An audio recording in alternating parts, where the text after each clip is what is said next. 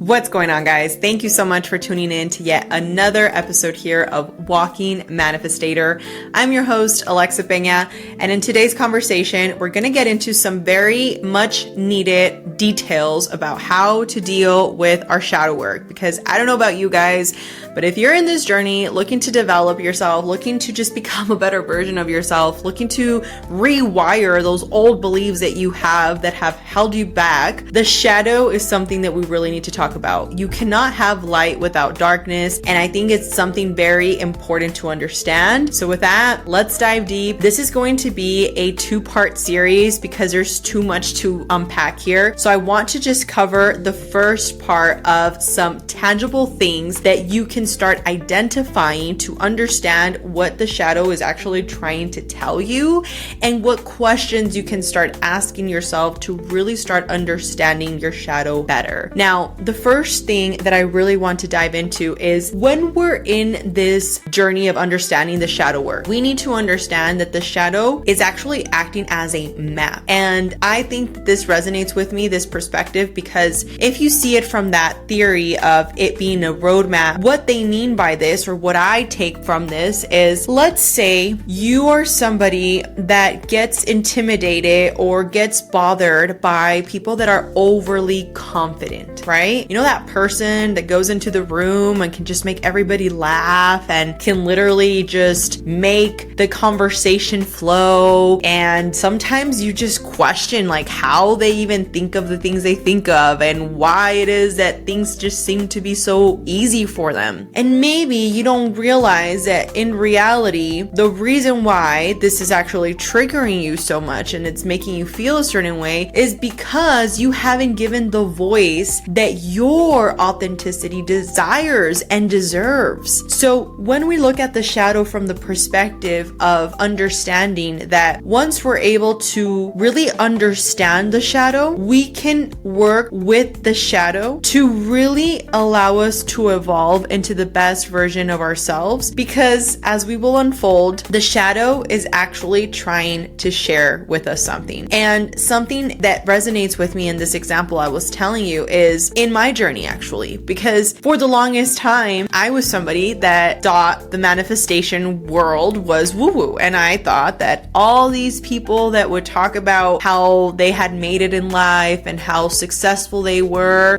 either a bunch of people full of themselves or a bunch of people that had handouts. That's what I thought. That was my reality because of my belief system, because of my preconceived ideas based off my paradigm, based off what I had adopted off of me seeing the people that I did when I was growing up. So when I actually see now my old version of me, I wonder what would I wanted to have heard at that time that would have made me resonate with this message. And I think the one thing that has allowed me to start really shifting my paradigm is testimonials.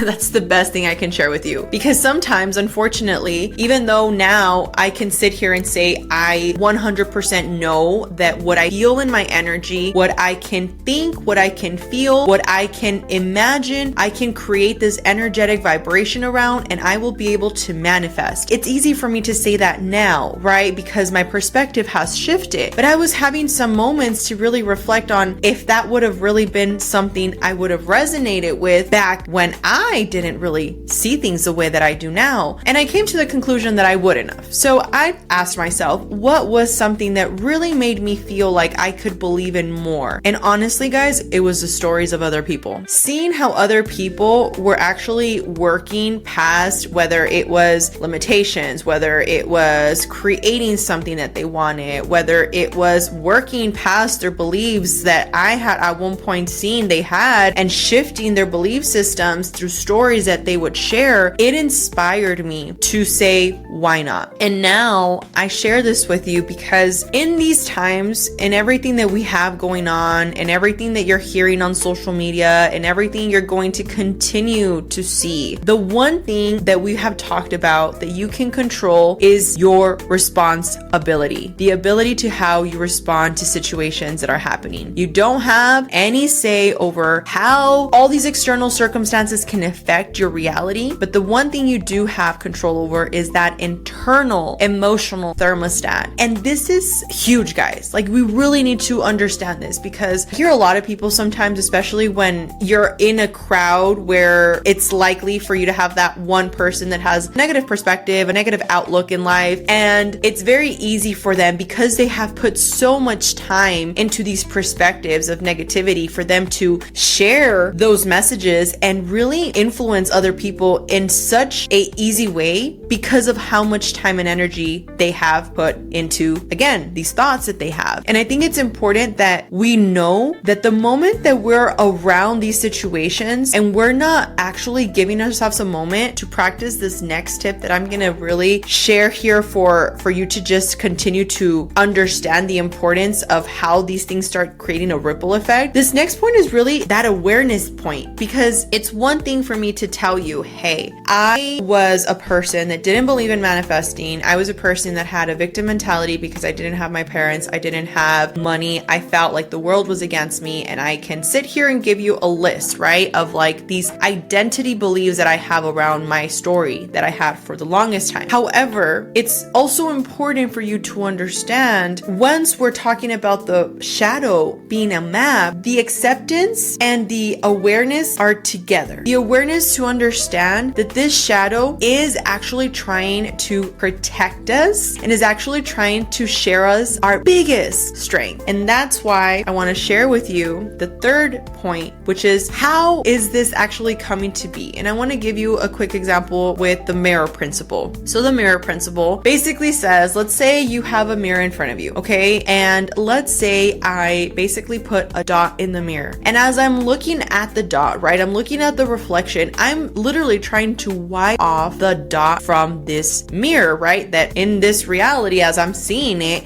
it looks like it's on my face, but I'm wiping it and it's just not coming off. Obviously, we're talking about two different realities. The reality that is a reflection of what's actually internally being seen. And this is why when we look at these examples of people that upset us, or things that maybe we're not being too kind to ourselves about, because I have a lot of people that tell me that, Alexa, sometimes I'm just too harsh on myself. Sometimes the way that I talk to myself is what's driving me down. And that comes from that shadow that has been literally conditioned to protect you in this way, because, and this is where it gets interesting, of these questions that we've been avoiding. And I want you to ask yourself, what is it that you're fearing the most? What do you really fear the most about yourself? And take a moment to really pause the video, pause the podcast, wherever it is you're listening to, and ask yourself, what is that one thing that I fear the most of myself? You see, this question can really lead us to understand perspectives of ourselves that we did not understand before, because we're taking the time to actually give our shadow a voice. You see, when we're trying to suppress our shadow, think of it as a beach ball. If I literally stand on top of this, right, I lay on top of this beach ball, the more pressure I'm putting on this beach ball to stay underwater, the more speed and surface is gonna come back up to the surface